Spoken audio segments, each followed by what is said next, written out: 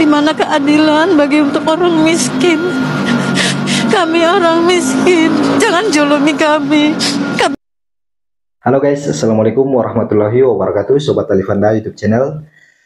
Masih di perkembangan kasus final ya guys ya. Kita akan mereaction lagi tentang berita-berita apa yang beredar saat ini di sosial media mengenai perkembangan kasus ini ya guys ya. Kenapa pihak kepolisian tetap bersikeras kalau pelakunya adalah anak saya, sedangkan anak saya tidak melakukan itu? Di mana keadilan bagi untuk orang miskin? Kami orang miskin, jangan zulumi kami.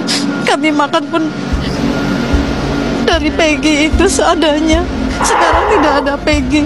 Siapa yang mau ngasih makan adik-adiknya juga saya? Sabar bu, sabar bu. Coba. Semoga aja kebenarannya semua bisa terungkap. Sabar bu.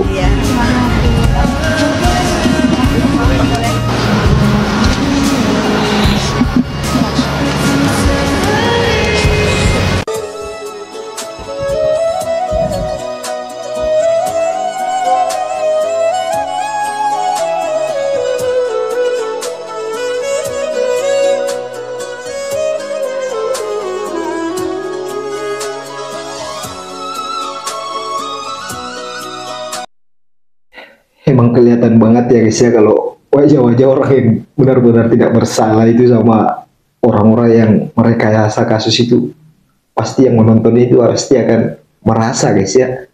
Jujur aja guys, gue merinding dengar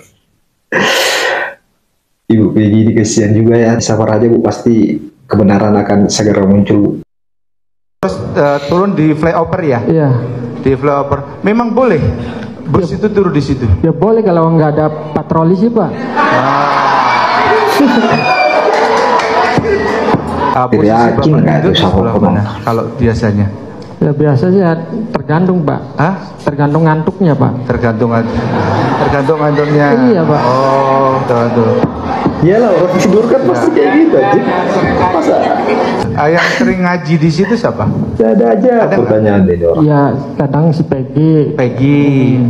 Peggy sering ngaji baca surah apa? Ya, surat apa? Ya surahnya apa? Ya, ya. Ini,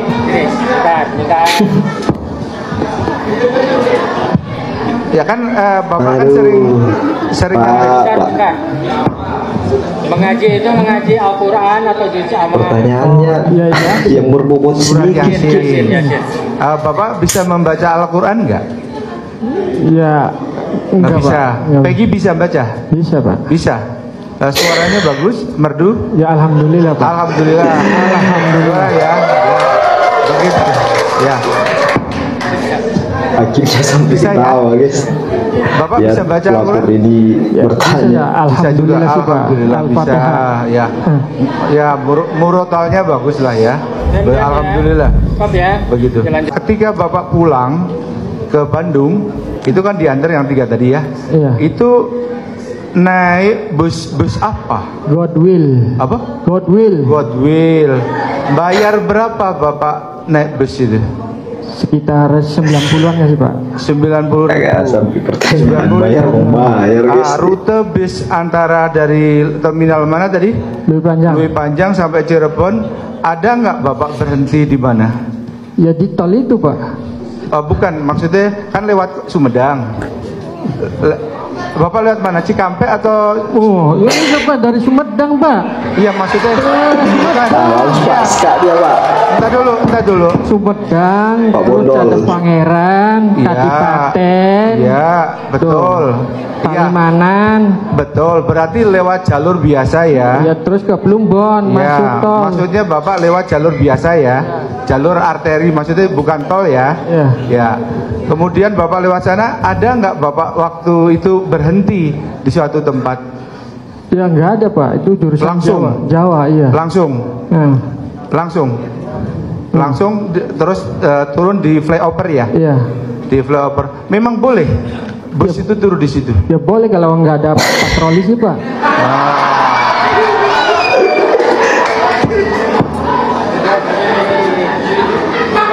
Sudah. disuratin terus nggak tuh sama Bapak turun di penonton? flyover itu berapa kali? Apanya? Agak lain Selama juga bekerja di ya Bandung, Bapak pertanyaan-pertanyaan pernah seperti turun itu ya guys. di flyover itu turun di situ berapa kali? Ya tergantung kerjaannya Pak. Kalau di Jakarta sering itu termasuk mobilnya aja masuknya tuh Pak. Tuh saya mau ke Jakarta ya kadang masuk tol kalau enggak. Oh ya. Kejadiannya nggak begitu lama. Gak ada surat bahwa Nggak ada surat penangkapan, nggak ada surat panggilan, nggak ada. Terus ibu cerita sama Peggy. Nah terus saya nggak cerita sama Peggy, saya cerita sama bapaknya, nelpon. Kata saya, Pak tadi ada penggerbegan, katanya Peggy ikutan pembunuhan itu, kata saya tuh. Kapan tadi? Motornya dibawa satu, sama motor adik sayanya satu, sama motor Parman satu. Itu yang merah itu motor adik saya namanya Parman, dibawa satu, kata saya tuh gitu. Lah pas kayak gitu, ya udah gimana ya, nanti dulu kamu jangan ngomong sama Peggy dulu, kata bapaknya gitu. Barangkali anaknya nanti trauma, kata bapaknya gitu. Ya udah, pas saya kan majikan saya tuh pengacara Pak. Jadi saya cerita sama majikan saya, maghrib saya ke rumah majikan saya, Bu, ada apa Bi? Itu Peggy kena kasus katanya pembunuhan Pina dan Eki, katanya gitu. Kata saya ngomong ke majikan saya, pas kata majikan saya, kan Peggy lagi di Bandung, Bi lagi kerja, katanya gitu. Iya tahu nggak, motornya dibawa Bu 2, kata saya gitu. Ada surat penangkapannya nggak Bi? Nggak ada. Ada surat panggilannya nggak ada, kata saya. Nah kata ibu, udah biarin aja kalau nggak ada surat panggilan, sama surat penangkapan, udah tangkapin aja, nggak usah ke kantor polisi. Seandainya Bibi dapat surat panggilan baru kita ke kantor polisi, kata majikan saya kayak gitu. Terus sejak saat itu udah nggak ini, ada 3 hari ada 4 hari nggak ada yang ke rumah lagi. Pas selang 3 apa 4 hari saudara saya kan polisi tuh Pak. Nah malam-malam tuh ke rumah, namanya Budi. Pas kata Mas Budi, Mbak Peggy-nya ada nggak? Peggy-nya nggak ada Mas, ke Bandung, kenapa? Kabar Bu, semoga kebenaran bisa ada, Mbak, kata si muncul, Budi, ngomongnya kayak gitu. Ada Mas, kenapa? Kata saya. Tapi di album lagi hajatan tuh Pak, hajatan adik saya nikah. Kata Budi, udah nggak apa-apa sini Mbak, dipoto aja, katanya gitu. Ya udah dipoto sampai si Mas Budi sama HP-nya Mas Budi. Nah terus kayak gitu, ada KTP Peggy enggak Mbak? Kata Mas Budi, enggak ada Mas, kan KTP-nya dibawa Peggy ke Bandung. Harusnya langsung dikejar kan? Kakak aja fotokopinya. Pada saat itu, ya udah saya kasih foto kakaknya. Udah terus Mas Budi pulang.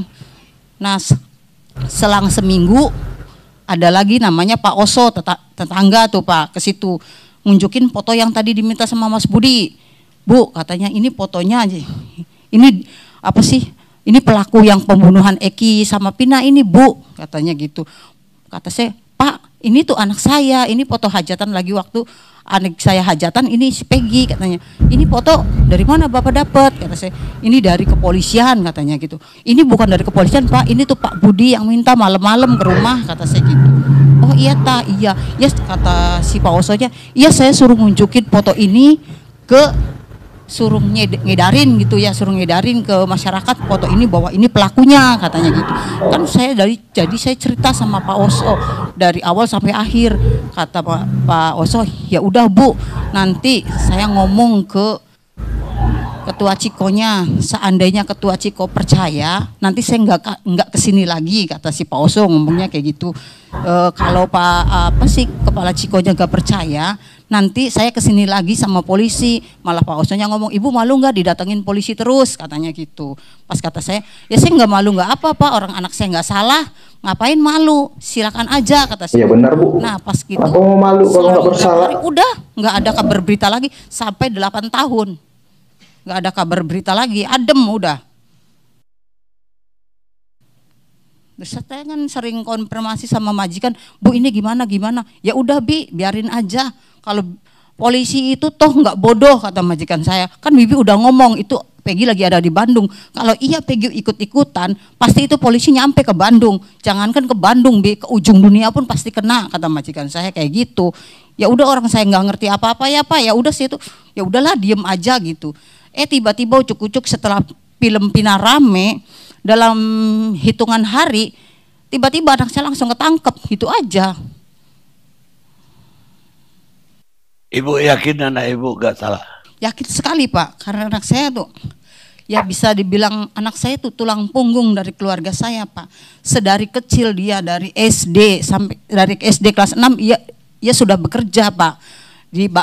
Disuruh-suruh sama tetangga tuh, sedangkan itu anak saya itu ditinggal sama bapaknya tuh dari kelas 6 SD, bapaknya udah pergi nikah lagi. Jadi Peggy itu adalah tulang punggung keluarga saya. Dia menyekolahkan adik-adiknya 2, ngasih makan saya. Kalau nggak dari Peggy, saya dari siapa lagi Pak? Sepeda motor tersebut disita karena ada keterangan saksi ya yang saya belum sebut namanya di sini, menerangkan bahwasanya ya motor warna pink tersebut ya dari teman dekatnya itu membenarkan itu adalah milik dari PS. Dan motor itu setelah kejadian berubah warnanya biru kuning. Itu nanti di pokok perkara. Karena itu dalam proses. Pak, maaf ya, itu motor bukan warna biru kuning. Pertama warna ungu. Sebelum Ibu, tadi saya tanya Dede, apakah motornya itu pernah biru kuning? Pernah, kata beliau. Dan dia berubah-berubah. Enggak, saya yang bertanya ke Dede. Gitu loh. Karena kan dia temannya. Bang, ibunya mau meluruskan yang punya motornya. Silakan Bu, silakan. Silakan. Tunggu dulu. Ini silakan. Jangan diarahkan seperti itu. Silakan Bu. Jelaskan Bu. Bicara. Jadi mereka bicara, tadi saya diam. Gitu loh. Artinya silakan Bu, apa? silakan. Artinya silakan. tadi Dede sudah menjelaskan, karena sudah saya jelaskan tadi jawaban Polda, langsung berubah lagi. Nah, dari keterangan tidak konsisten nama Peggy saja di sini sudah tidak konsisten, Bung Karni. Bahwasanya namanya itu sudah ada 2 nama inisial. Yang pertama Robi, yang kedua Pegot. Jadi saya mencurigai Perong ini bisa melekat kepada yang bersangkutan. Karena ada ya saksi teman beliau ya yang mengetahui nama Perong itu nama panggilan beliau. Dan itu nanti biar proses penyidikan yang akan mengungkapkan itu, bukan saya. Pada tanggal 2 September 2016, apakah penyidik pernah ke rumah Ibu? Waktu 2016? Iya, tanggal 2 September 2016. Nggak ada. Benar nggak ada? Benar, demi Allah, demi ada Rasulullah. nggak dia menanyakan kenal yang nggak namanya Peggy? Nggak ada. Terus mereka tanya di mana keberadaannya? Nggak ada. Cuman Nah, waktu penggerebekan aja itu ada. Ya itu polisi nanyain Peggy kemana gitu aja. Sejak ada penggerebekan terus Mas Budi minta foto, minta kartu keluarga, udah nggak ada yang namanya Polda apa polisi ke rumah, nggak ada lagi sampai 8 tahun. Oke, silakan dikoreksi saya. Saya pernah melihat berita bahwasannya Ibu menyampaikan kepada polisi yang datang itu bahwasannya Peggy itu berada di Bandung. Silakan dikoreksi saya. Apakah pernah Ibu menyampaikan seperti itu? Ya itu waktu ada penggerebekan aja. Ya berarti kan ada ya. Ya penggerebekan pertama aja udah. Nah makanya saya tanya tanggal 2 September 2016. Mungkin Ibu sudah lupa ya karena 8 tahun. Nggak ada Pak, nggak ada. Oke, baik. Benar Bu. Nggak apa-apa karena memang ini sudah lama juga. Orang yang ngalamin, saya juga masih waras dia yang sekali ngotot. Pak. Orang saya ibunya. Tenang Bu, tenang dulu. Tenang dulu. Terus sih, saya tidak bilang Ibu tidak waras. Slow aja. Slow aja, masih ada pertanyaan saya. Tenang aja Bu. Bertanya tapi seakan-akan bisa terungkap gitu loh.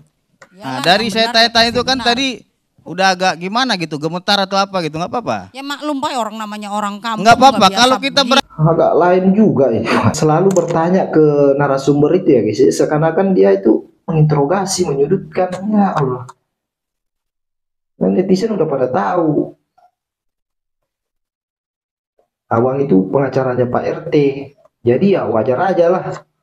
Selalu menyudutkan Deddy Setiawan dan 8 terpidana lainnya itu ya. Aduh. Nah itu dah guys berita-berita yang beredar saat ini tentang perkembangan kasus Vina ya guys ya. Ya semoga aja kalau memang benar Peggy bukan pelakunya segera dibebaskan ya guys ya. Netizen pasti akan mendukung, sabar aja Bu, tenang Bu. Kalau anak ibu memang tidak bersalah pasti akan segera dibebaskan Bu, dan Allah Subhanahu wa taala itu Maha mengetahui segalanya, Bu. Semoga aja kasus ini bisa cepat selesai ya guys ya. Oke guys, terima kasih yang sudah menonton. Assalamualaikum warahmatullahi wabarakatuh.